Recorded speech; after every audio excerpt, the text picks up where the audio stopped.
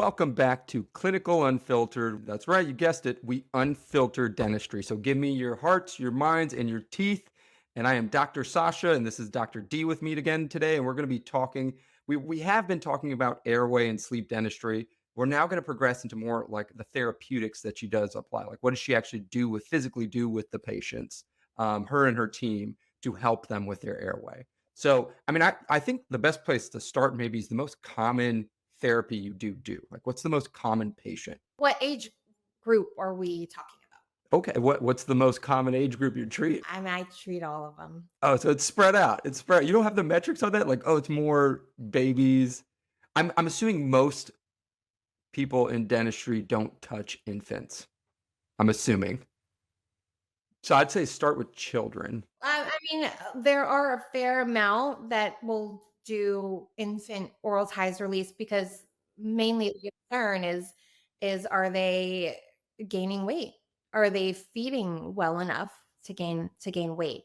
So the difference in our practice is really looking at that infant and saying, Yeah, I was just start infant, child, adult. with infants, there is the like, can they eat enough to gain weight, whether it's at breast or bottle? For me, I'm looking at it and I'm talking to parents and I'm educating them and I'm saying, I never want you to decide to treat because of maybe what might happen, right? You might hear, oh, they might have speech delay. Oh, they might need braces. Oh, they might be a picky eater. Like, none of that is really guaranteed. However, if we're looking at this individual and all he or she is responsible for is eating, peeing, pooping, and sleeping, and they can't accomplish that at ease, right? Like, that's a problem. The way that the muscles move, the oral facial muscles, they are for feeding, but at some point these same muscles are the ones that grow, develop, and support the airway.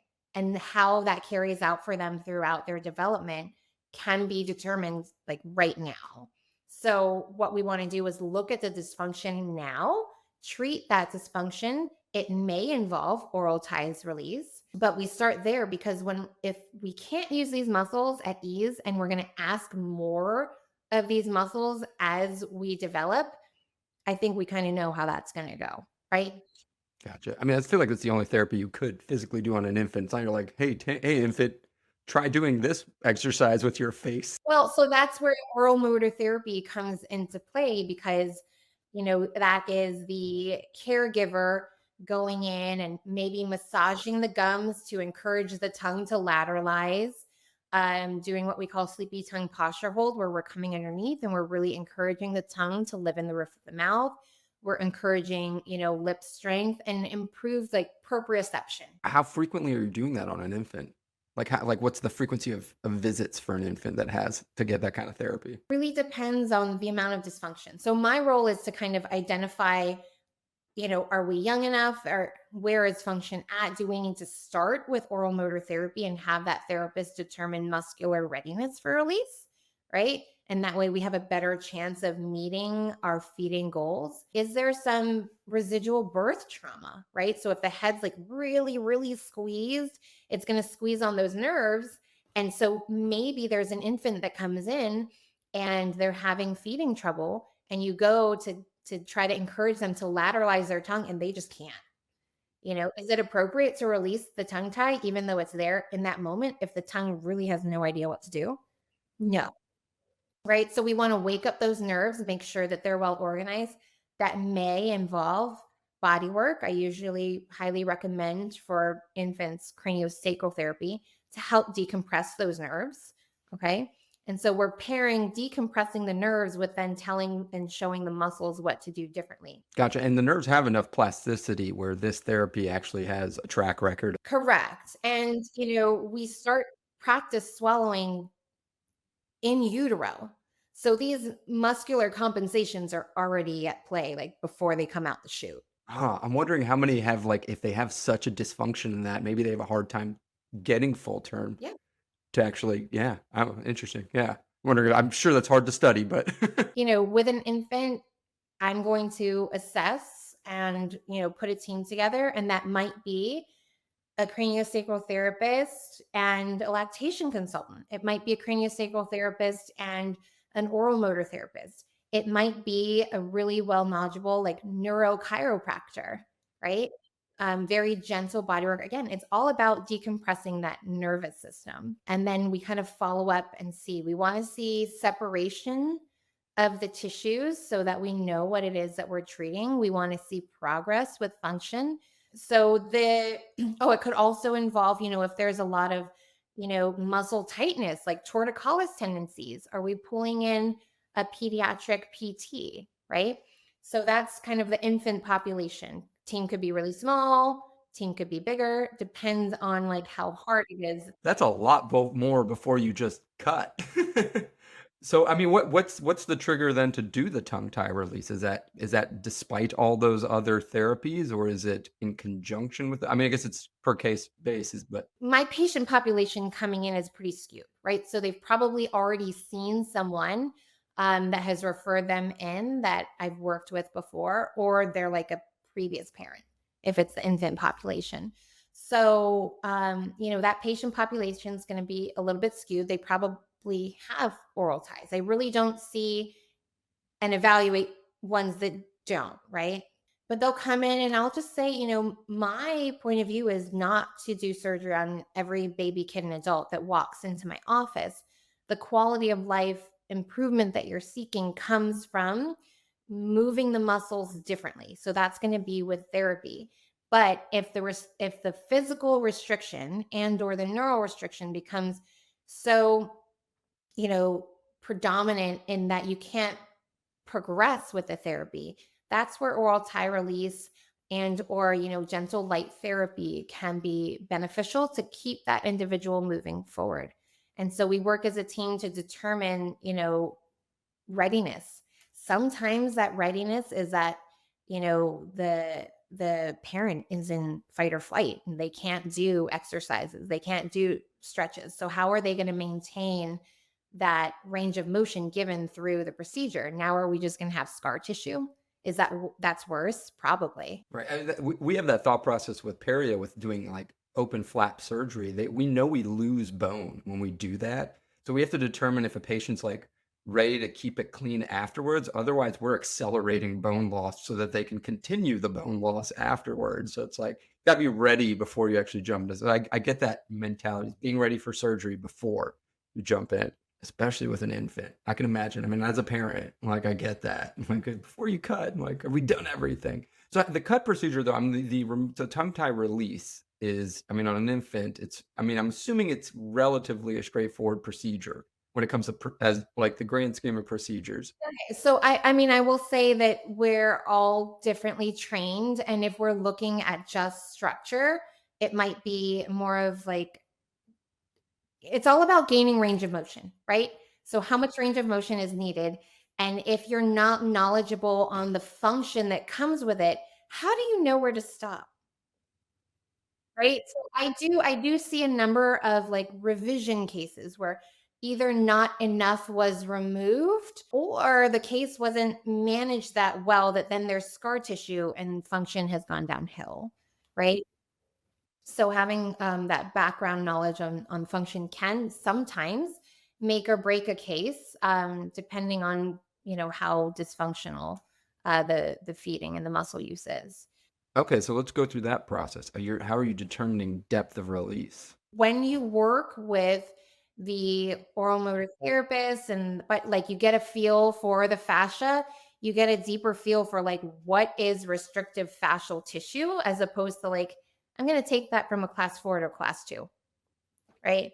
For if we're just focused on the mucosa, yeah, it looks better, but like we're still fascially adhesed and if the fascia is really tight, it's going to prevent the muscle from moving. So the mucosa looks better. Gotcha. Like you're talking about that by mucosa, you mean the string that we Right, see. the top layer looks better, but if it's still like part of it is still grabbing and pulling on the fascia. I do think there's a misconception amongst dentists that the thing that's actually tied is that little fascia. Not the fascia, the mucosa. Yes, I would agree because my approach is fascial in nature, and the majority is just looking at the mucosa. And you do all of them with the laser, or is there occasions where you're just like, okay, what like when you are doing them? So for infants, my choice is to use laser only. What type of laser? For me, I'm going to be using a CO2 laser.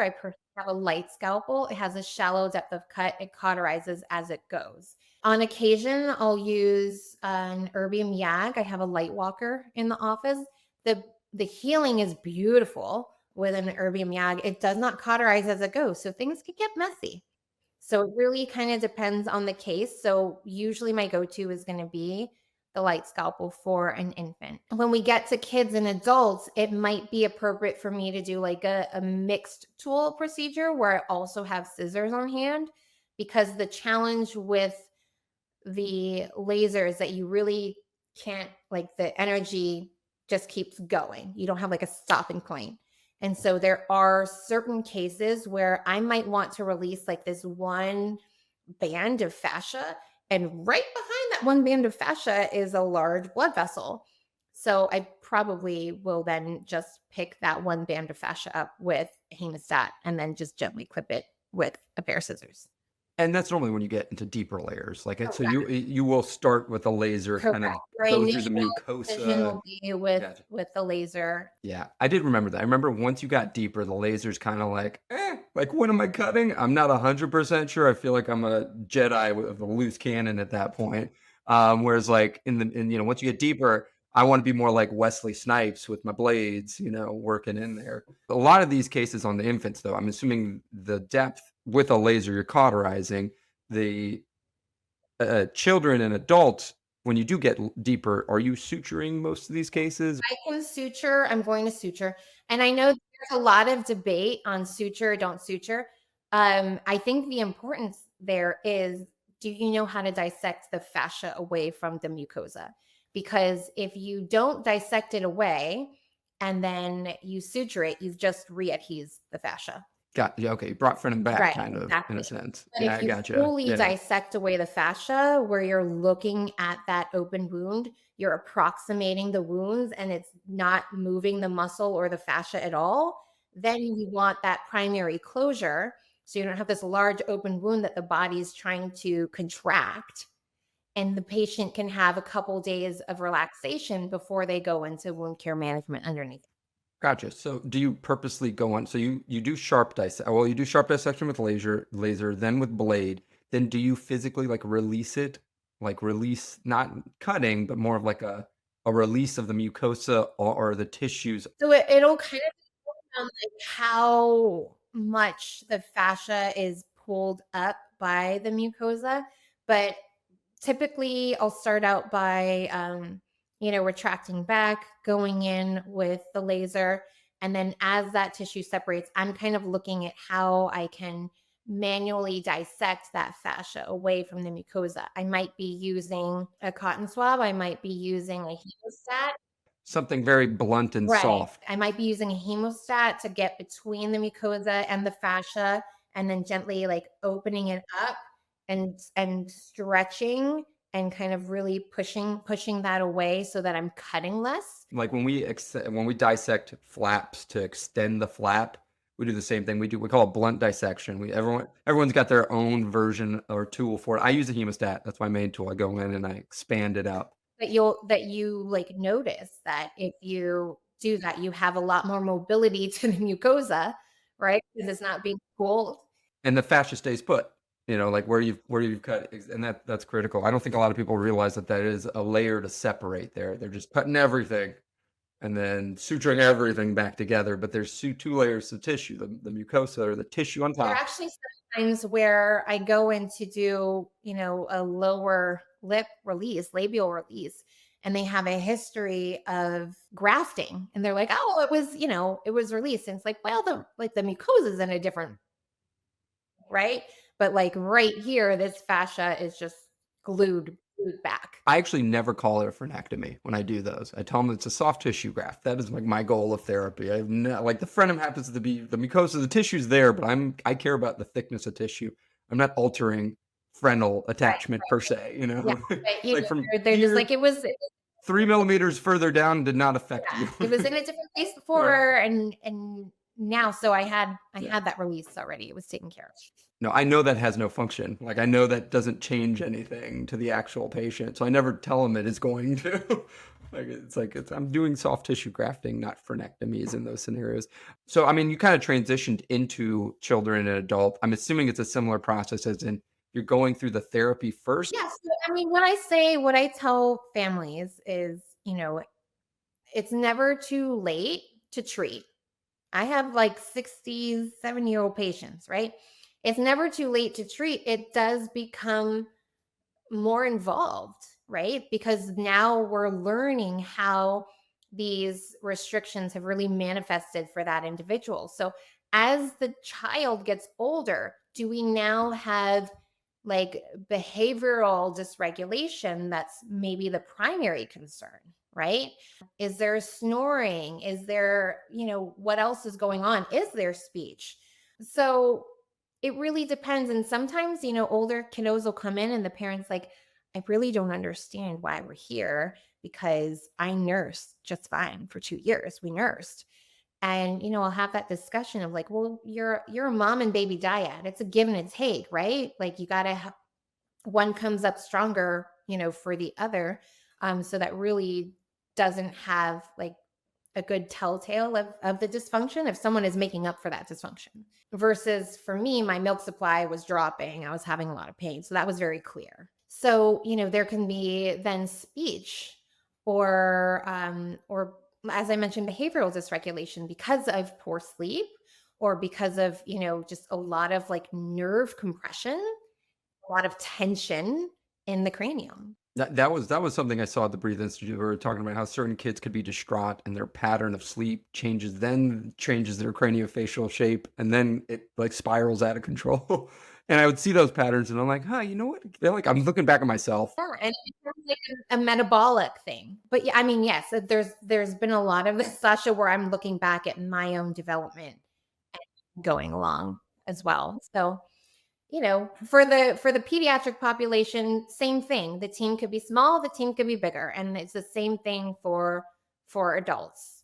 Gotcha. Okay, so that pattern is pretty consistent, and that's good. I mean, I feel like creating a systematic consistency, like that helps. I will say the majority of adults like would benefit from, like now things have come down the line through the body. And so we're really working on posture and how, those muscle patterns have contributed to things. So kind of unwinding all of that. And also doing like on an adult, are you less skittish to jump in and doing a tongue tie release as a part of the whole therapy? With adults, I'm really looking at the tension patterns. We'll talk about phased releases. So we talk about prehab and rehab with therapy where the muscles are prepared so they have a better idea of what to do. We try to reorganize them in the range of motion that they already have. Like, how do we do better with what you've got? And that way, when we release, not everything is like totally different. And then it's a measurement of are we muscularly prepared for releases? Or is there so much tension from the restriction we really can't progress with the muscular therapy? If so, maybe more of a frenectomy approach is better to gain a little bit more range of motion to keep the patient motivated and then later reeval for like a deeper release if indicated. Gotcha. Now, I mean, we're back. This is like frenectomies. I wanted to trail back now. I'm assuming adults and children. I mean, do you do many oral appliances for children? The oral appliances, so, if there's a long history of dysfunction, there's going to be underdevelopment. And at this point, if they're going more towards like expansion, like traditional ortho expansion, I have like very few ortho colleagues that I'll refer to because not a lot expand in that 3 to 6 age range. They really have to have a lot of like comfort with that age. So they're probably parents themselves. They probably have had, airway concerns that have led them to want to treat that 3 to 6 age range. But that's not the only option. So in my office, I offer ALF therapy. ALF therapy is not orthodontic in nature or intention. Structural changes are somewhat secondary. ALF therapy can be really good for nervous system regulation. And then it becomes more of something that provides proprioceptive feedback for the orofacial musculature. And that way we're encouraging proper function. And then the form follows the function. It's a therapy. It's not a device. They're custom fit appliances, they have tools, like habit correction tools, and they'll call them appliances, but they're not custom made. And those are, more prefab guides that I think are appropriate when there's not an office like ours that can really customize things. But as far as like custom treatments for us, ALF therapy, it's wire, it's a special alloy of wire, and it holds onto the teeth to fight gravity and to fight, your tongue to hold in place. But there's a body wire that goes along the tissue on the inside. And so that helps to augment cranial motion because energy isn't created or destroyed, it's just transferred. So then we're encouraging a functional swallow. The energy from that swallow goes into the wire vibrates, it helps to relax the fascia that's connecting the cranial bones. And then it becomes like something that the tongue's like, oh, what's this new thing in my mouth? And then we get improved tongue posture. And then that improved tongue posture helps to open things up. I don't know why in my mind when you said it's like vibrating, I'm just imagining this like device that's like No, electronically it's activated. like, No, you just you hold a wire in your hand, you flick it and it vibrates, right? It's a gotcha. little bit a long way, Gotcha. but I would never It's made out of vibranium. Got it. never No, but yeah, a okay, replacement for or a competitor of ortho. Some cases it might be like a gotcha. pre-ortho. So I mean, you're interplaying between those 2 therapies. Would you like, hey, try ortho first if they're not willing to then do it or can't find anyone to do it, then you do If we're alpha? looking at a child and they're really underdeveloped, if they're in the office and their mouth is draped open, they've got venous pooling under their eyes, they're really struggling.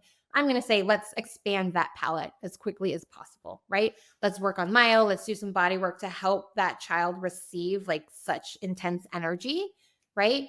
But if, they're not that severe and we're seeing physical asymmetries, we're going to talk about ALF therapy if that's a family that like can put in the time and the effort to do so. Because if we have a stronger side and a weaker side, and that shows with physical asymmetries, and then we put something in the palate at the midline with the equal force opposing, that's why sometimes patients overexpand on one side and then they're locked in on the other side. And our goal is like, how do we help to take away such severe asymmetries? So are we then going to graduate into ortho and set them up a little bit better with reduced risks? Moving on to adult appliances, what's your go-to? It really depends. If they're like, I just want to treat my sleep for now, I'll make them a mandibular advancement splint. We'll follow up. You making that? You're making that? You physically? Or you like, do you have a person you go to? Yeah. I'll send out to like Somnodent, right? Okay, Something gotcha. something like that. And because of what I do, there really aren't a lot of people that come in just looking for that, right? I mean, I have many colleagues that are, that have a variety of mandibular advancement splints that they offer and they run through insurance. I don't. So if they're really looking for that, they're probably going to go maybe on the Board of Dental Sleep Medicine, website and look for someone whose practice is really, working those. I also do alpha appliances for adults, and these are adults that have a history of TMD. They're probably getting referred in by a postural physical medicine specialist. I mean, it's absolutely wild. I really can't describe it. I encourage you to go on, and look up Applied Integration Academy, how a patient's bite can completely change the way that they're holding their body in space, and how addressing that bite and how addressing those cranial strains can help increase range of motion to help alleviate pain. So for those adults, I'm really working closely with a postural physical medicine specialist. And it's really neat because they'll be on a massage table. The therapist is going to check the range of motion of their neck, their shoulders, their hips, their hamstrings, everything, like very measurable data. And then we will go in with the appliances and that range of motion will increase. I mean, just even if she just puts like a popsicle stick to unlock them from how their teeth come together, that gives enough relaxation into the cranial bones that it unlocks the body. It's really beautiful to see what this like neurological sense of safety does to like our bracing patterns in our body and how we hold ourselves. Wow. Okay. So, I mean, even the adults with airway issues, I mean, you're finding an avenue with the postural therapist that but prior to devices, then, I mean, do all of those also get devices? We focus on airway like right here, like the oral pharynx, that's us. But then if they're like blocked in their diaphragm and their pelvic floor, like then there's a kink in the hose and you've opened up the airway here and it's doing nothing for them down at the bottom.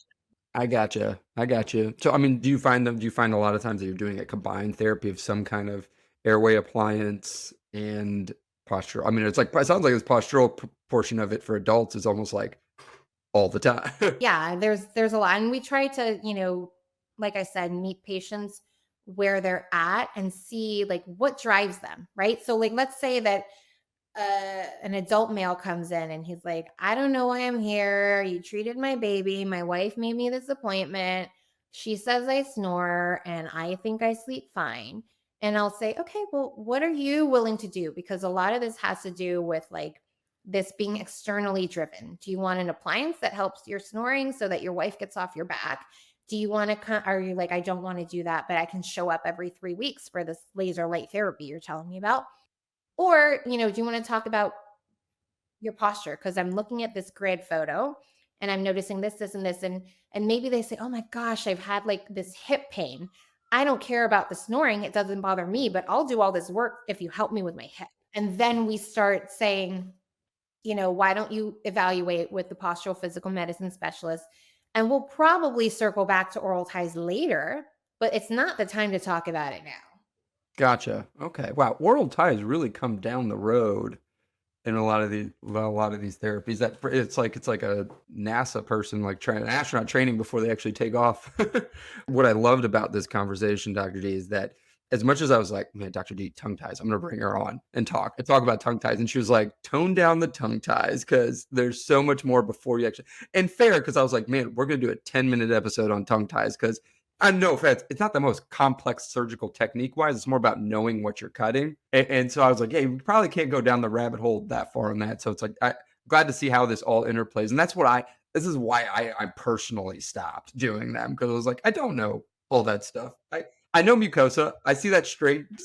It has to be, right? Because if I gave up general dentistry, I'm still paying my dental student loans to do something I don't do anymore and like completely change. It has to be fulfilling in some way. But I mean, if you came in and I really just looked here and we did a procedure, you felt like maybe your shoulders were a little bit looser, but you've had this hip pain or knee pain your whole life. And then you found out like if you just gone about it a certain way, you probably could have addressed that at the same time. Like, Dr. D, thank you for humbling us on tongue ties.